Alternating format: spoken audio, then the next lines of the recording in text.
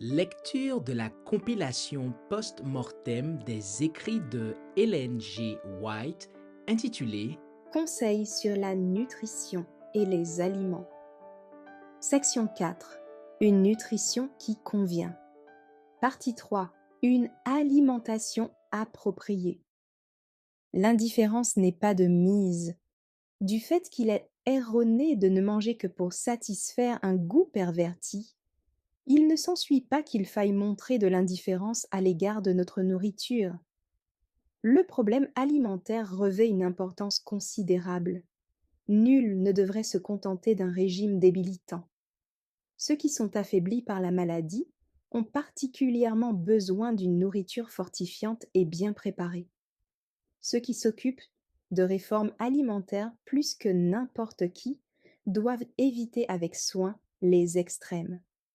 L'organisme doit recevoir une alimentation suffisante.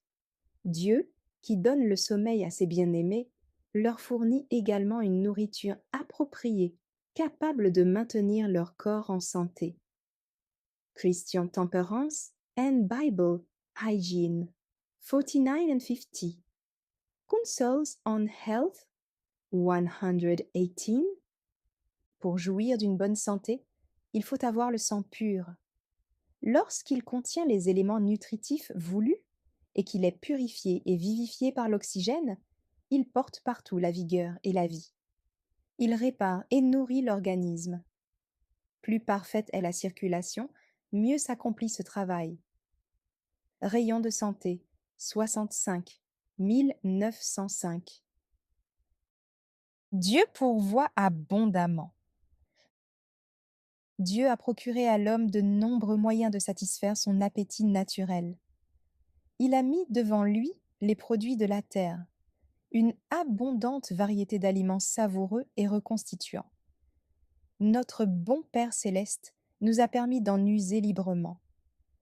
Les fruits, les céréales et les légumes préparés d'une façon simple, sans épices ni graisse d'aucune sorte, forment, avec le lait ou la crème, le régime le plus sain. Ces aliments nourrissent notre corps et nous assurent une vigueur physique et intellectuelle que ne saurait nous donner une nourriture stimulante. Christian Temperance and Bible Hygiene 47 1890. Counsels on Health 114 et 115. Nous trouvons dans les céréales, les fruits, les légumes et les oléagineux tous les éléments nutritifs dont nous avons besoin. Si nous nous approchons du Seigneur avec un esprit bien disposé, il nous enseignera la manière de préparer une nourriture saine, exempte de la souillure d'une alimentation carnée. Manuscrit 27 1906, page 1. Un régime appauvri discrédite la réforme sanitaire. Certains de nos membres s'appliquent à s'abstenir d'aliments qui ne conviennent pas, mais en même temps négligent de prendre une nourriture suffisante, contenant tous les éléments nécessaires à l'entretien de l'organisme. Ne portons jamais un mauvais témoignage contre la réforme sanitaire en ne consommant pas une nourriture saine et suffisante pour remplacer les aliments nocifs que nous avons écartés. Il faut user de beaucoup de tact et de jugement dans la préparation d'un régime nourrissant destiné à se substituer au régime habituel d'un grand nombre de familles. Cette initiative demande de la foi en Dieu, du zèle dans le but et de la bonne volonté pour se rendre utiles l'un à l'autre. Un régime ne renfermant pas tous les éléments nutritifs nécessaires attire des reproches sur la cause de la réforme sanitaire. Nous sommes des êtres mortels et nous devons absorber une nourriture susceptible d'entretenir normalement notre organisme. Lettre 135, 1902. Étudiez vos habitudes alimentaires. Allez de la cause à l'effet, mais ne portez pas de faux témoignages contre la réforme sanitaire en suivant une ligne de conduite, même inconsciemment, qui lui soit diamétralement opposée. Il ne faut ni négliger le corps, ni en abuser, ce qui le rendrait inapte à rendre à Dieu le service qui lui est dû. Je suis assurée que certains des meilleurs ouvriers dans notre cause sont morts du fait qu'ils se sont négligés. Un des premiers soins de la ménagère doit être de fournir à l'organisme une nourriture appétissante et fortifiante. Il vaut beaucoup mieux économiser sur les vêtements et sur le mobilier que sur la nourriture. Christian Temperance and Bible, IGN, 58, 1890.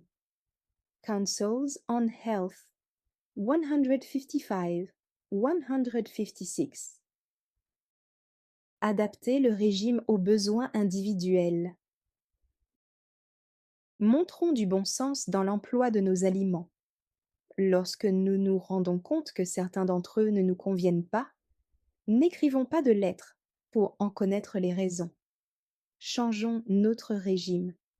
Employons-en moins de quelques-uns, essayons d'autres combinaisons.